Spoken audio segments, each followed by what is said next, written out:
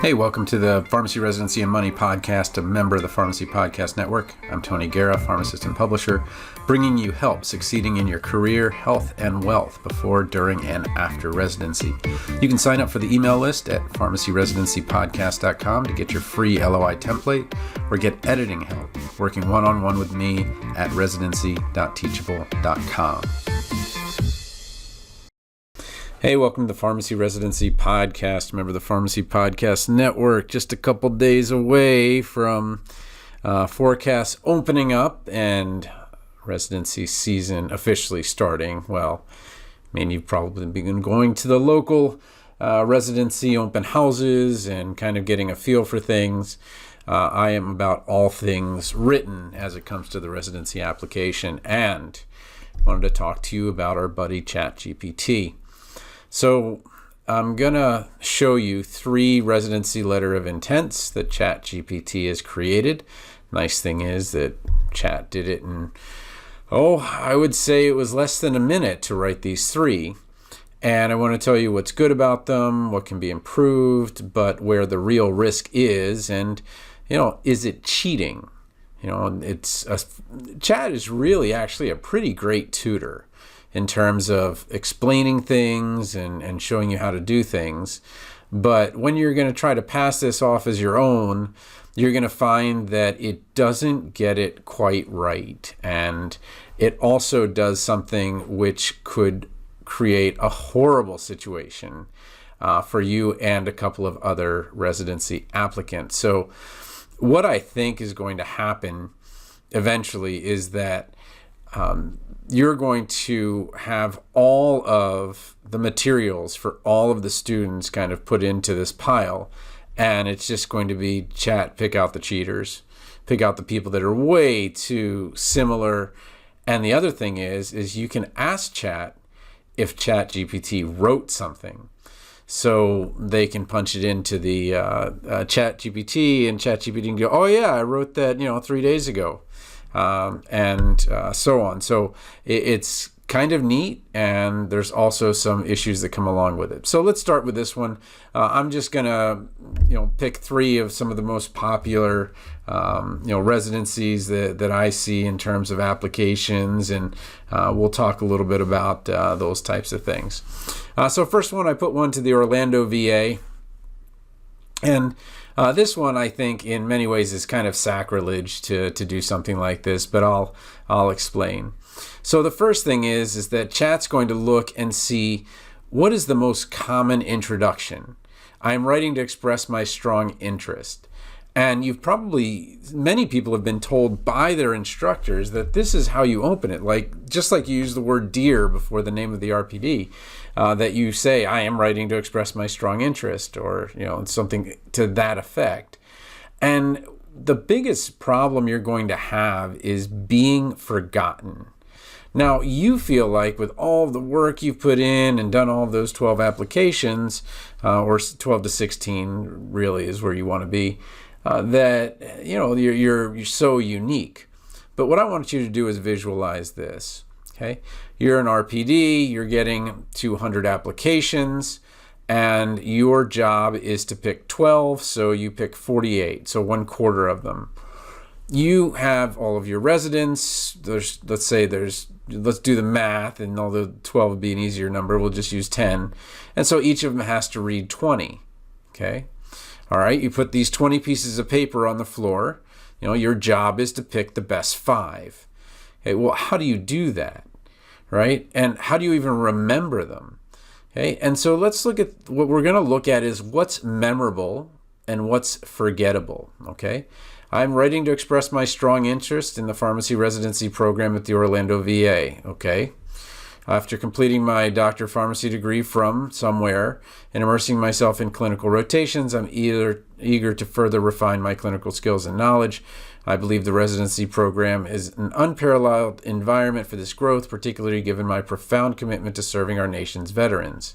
Now, there's a lot of trouble here. The first thing is it's very forgettable. There's not a single specific detail about what's going on. The second thing is that you've now said that you are committed to serving the nation's veterans. You must show evidence for this. Have you done a VA rotation? Have you been in the military? Do you have a military family? Do you have any service that you've done for veterans? Have you set up anything for veterans? Okay. So if every time you make a statement, you need the logos, pathos, and ethos, that is the evidence, whether it's actual evidence or emotional evidence, whatever it is, that kind of goes along with it. Okay. So throughout my academic journey and clinical rotations, I've gained substantial exposure to. My experiences have reinforced the importance of interdisciplinary collaboration, evidence-based decision-making, and patient-centered care. I am keen. Are you now? Are you really? Who says keen, right? I am keen to expand upon these foundations in a setting that emphasizes comprehensive care for a unique patient population like that of our veterans. Okay, and what Chat is doing is making great grammatical sentences, making very logical arguments, but what Chat is not doing is connecting. Okay? Not once have they actually said anything specific about the Orlando VA's offerings, right? So why are you going to the Orlando VA instead of another VA? Why are you going to the Orlando VA instead of another Florida residency? Okay, you still haven't said why. Let's see if we continue. The Orlando VA's reputation for fostering clinical excellence. Already I'm like, oh my gosh, are you going to keep with this? Like, all you're doing is flattery. Okay. Now here's where you can win. I'm especially drawn to the program's specific, rotation. And you don't want to use these gross generalizations that Chad has given. Diverse rotations, commitment to innovation. You want to say which rotations, which exactly things are going on. And further, having a personal connection. Okay, so here's the personal connection that kind of goes on. Okay, what we have done is we have buried the lead.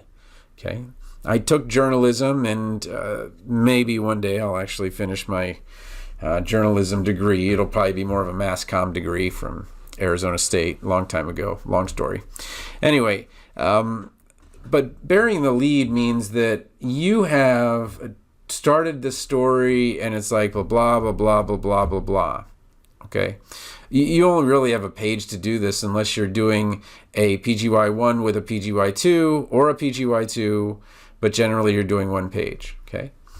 So what you could have done here is said, all right, I'm going to start with this third paragraph. The Orlando VA's reputation for fostering clinical excellence in what? Research in what? And leadership, what opportunities aligns with my professional aspirations to what? What do you want to be, right? And then you get the evidence. I'm drawn to the program. I have specific ties to the military and so on. So the rest of it, again, the strong work ethic, my CV's enclosed, all of this, not one thing has given me anything specific that I couldn't have gotten somewhere else or that I haven't seen in somewhere else. The only paragraph that's any good or could really be dynamic is this one, okay? And so what you use ChatGPT for is finding a place to start, okay?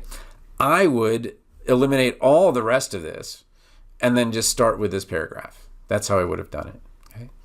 Now, let's say you've done this Orlando one and then you want to apply to UNC hospitals and clinics, okay?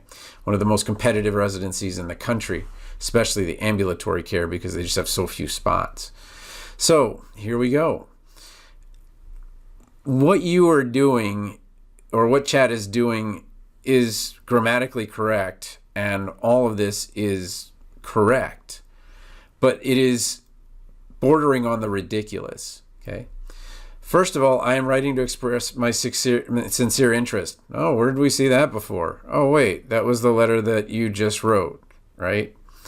In the acute care PGY1 pharmacy residency program at UNC, after extensive research and consideration of various programs, I'm confident that UNC offers the experience and values I'm seeking. What Chat is saying, and what Chat doesn't realize, is that this is one of the most competitive residencies in the country.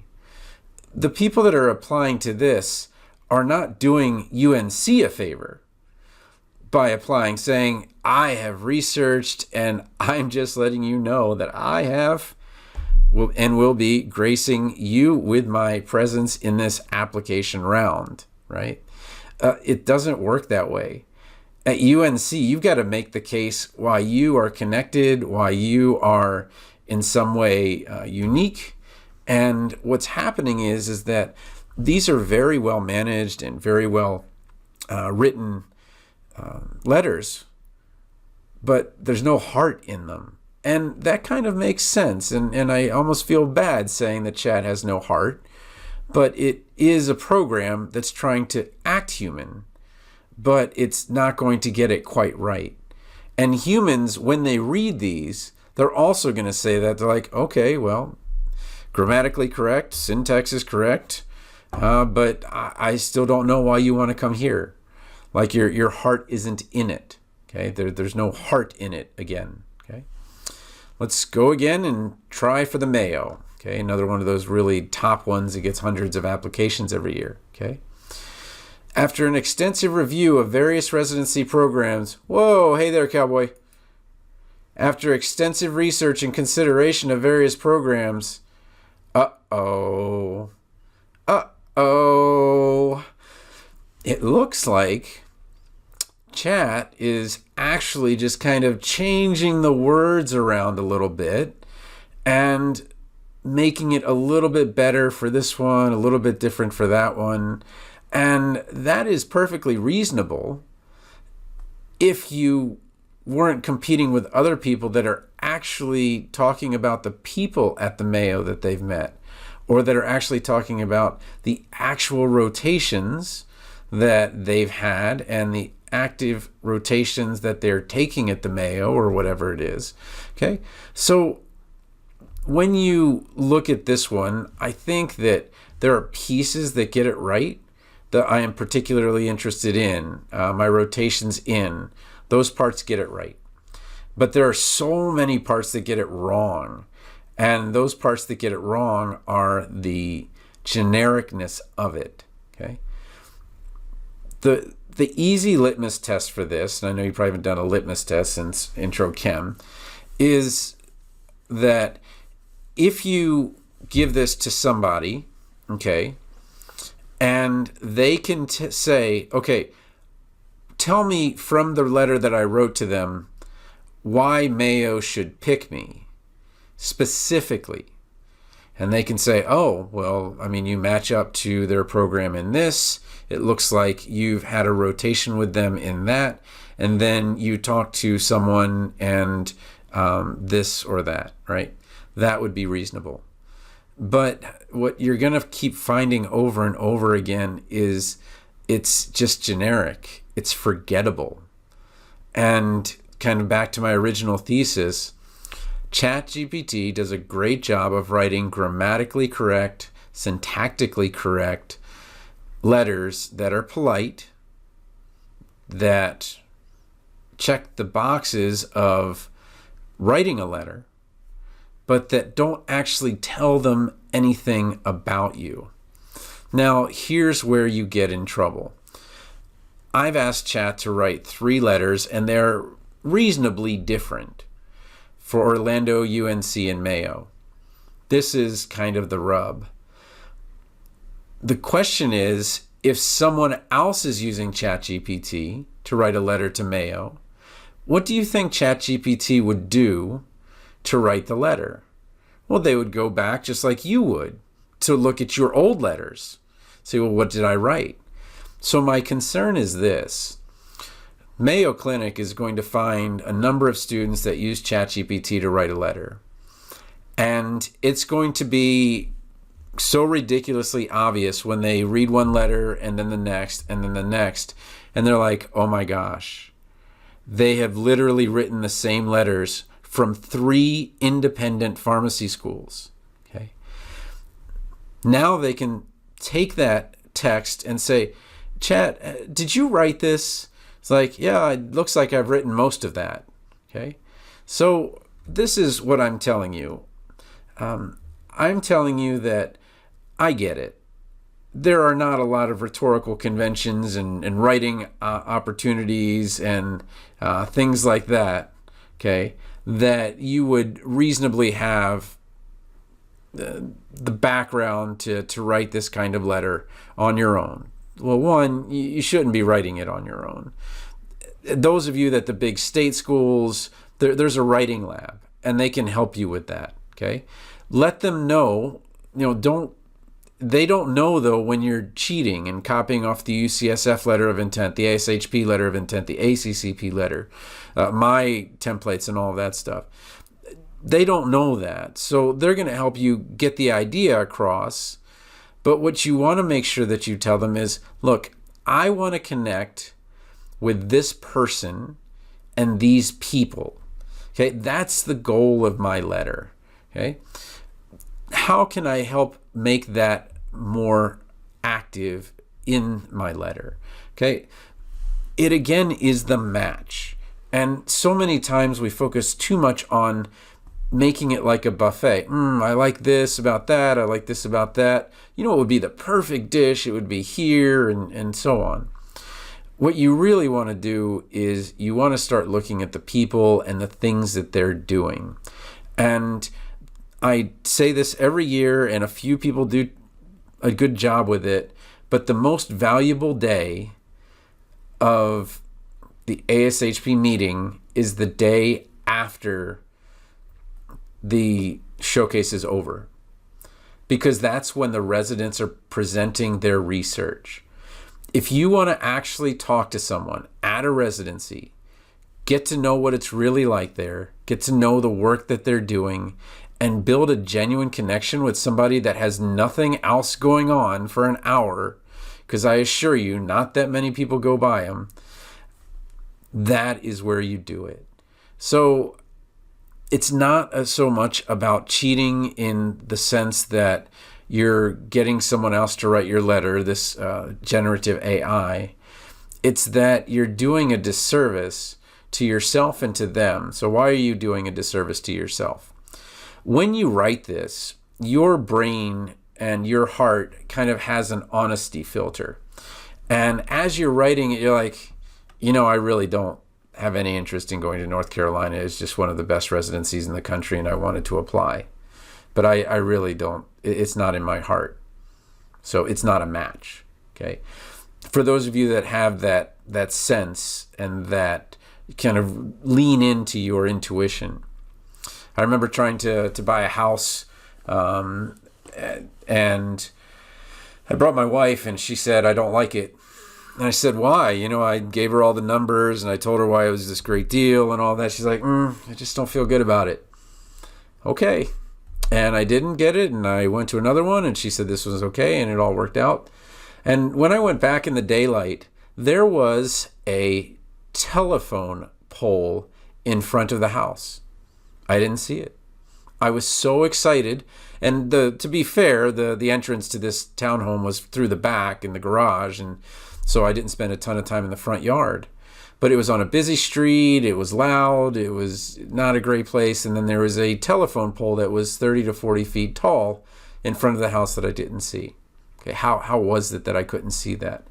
Because I was so busy looking at the forensic part of it. Is this gonna, fit? Are these fitting exactly the way I want? And I wasn't looking at the heart of things, which was, how would someone feel living in this home? And what my wife brought was, how would I feel living in this home? Well, I'd feel like there's a freaking telephone pole in front of me. I feel like it'd be loud. I'd feel like it wouldn't be private. It'd be uncomfortable, and I wouldn't want to live here. And she didn't have to tell me all those reasons. She just said, I don't feel good about it. And I had the, wherewithal and at least the wisdom to say, well, my wife thinks it's a bad deal, so I'm just going to go with that, and I'll figure out why later. Okay. So when you're writing these, I'm not trying to be glib here by saying write from the heart. I'm saying kind of write and figure out what your heart wants. And as you start writing, you're going to find out, like, I'm just writing to this Mayo Clinic because I'm picturing myself in front of all my friends as they announce that I got a Mayo Clinic residency. But I have no intention of going to Minnesota, right? And so as you kind of work through that, you find that you really find what is important to you. So when you're looking at Showcase and trying to get FaceTime and all of those things, I think that it's your real opportunity to get to meet some people, especially the ones at the places that are not getting the big lines at the beginning, and just ask them about residency. Like, how's it going? Like, how are you doing with it? Like, what was the toughest thing that you've had? What was your biggest failure? Those are the things that'll get people talking. So again, I mean, yeah, I help people with this, and I do it, now it's really just kind of living vicariously through the people that apply to residency. And I love kind of with the back and forth, and I get to do it. And if you want my help, you can certainly go to residency.teachable.com. But honestly, I just get such joy out of seeing how all of the things that they've kind of done were leading in a direction, and now they're kind of trying to pick, well, what's my top choice? And a lot of times those top choices are the big names, but as you kind of go down the line and you're starting to be honest and you're like, well, that was the one I heard the most about, and of course it's going to have great reviews and all that, but then there's these kind of diamonds in the rough, and those are the ones that like, this one has this amazing RPD. All of the residents love them. They're just phenomenal. They feel like they've really learned something. Whereas this one that had so much prestige, I'm just hearing that, yeah, they're there, but it just seems empty. I won't mention the university, but I had a friend who was in the high school I graduated from, and his parent was a professor at a very prestigious college, and he got to go to that college for free.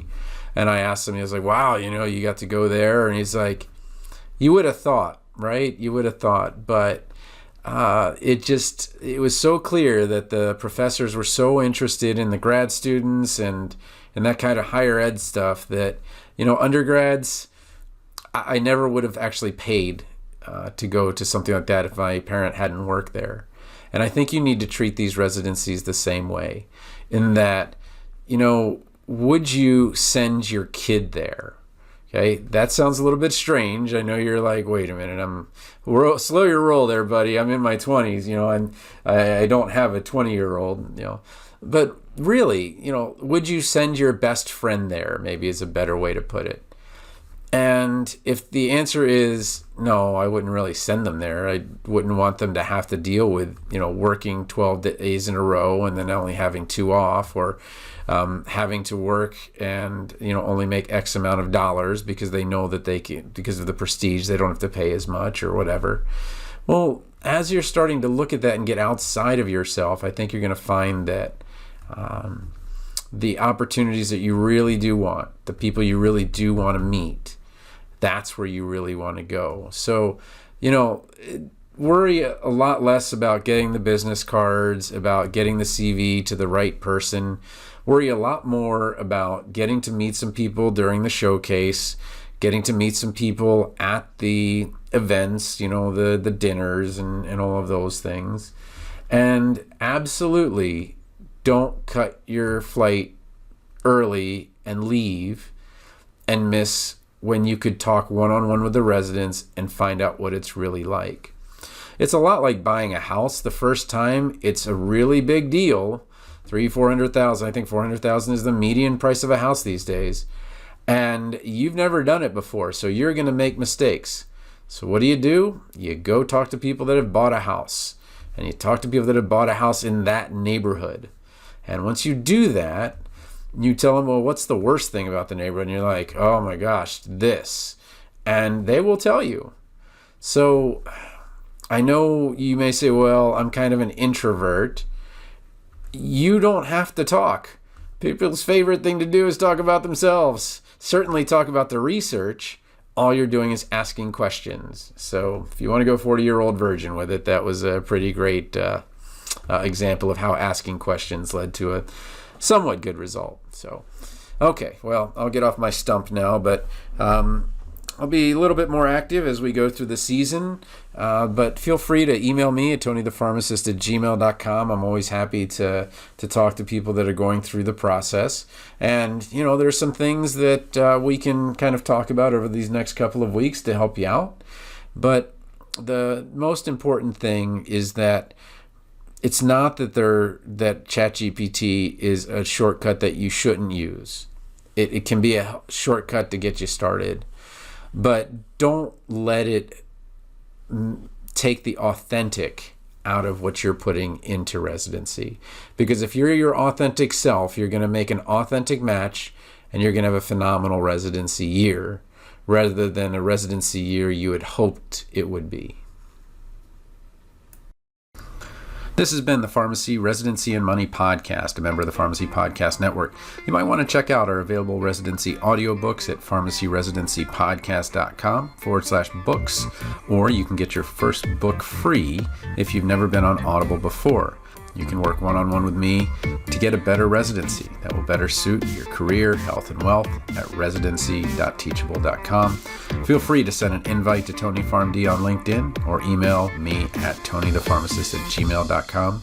Music was by Policy.